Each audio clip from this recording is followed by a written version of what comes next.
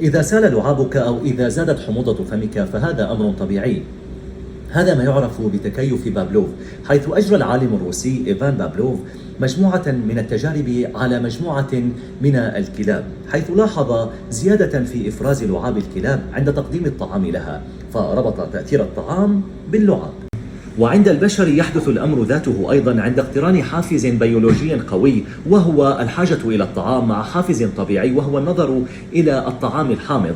عندما نأكل هذه الليمونة مثلا يزيد إفراز الغدد اللعابية لكي تعدل حموضة الفم، وهذا التأثير يحدث حتى بالنظر إلى الطعام الحامض وليس بالضرورة تناوله. وطبعا هو تأثير عادي لا شعوري على جسم الإنسان، لأن الدماغ يربط زيادة إفراز اللعاب بالتعرض للطعام الحامض وفقا لتجارب سابقة قد مر بها الدماغ وخزنها وسجلها ودرب وعلم الجسم على التعامل معها. هذا هو السبب في زيادة الحموضة.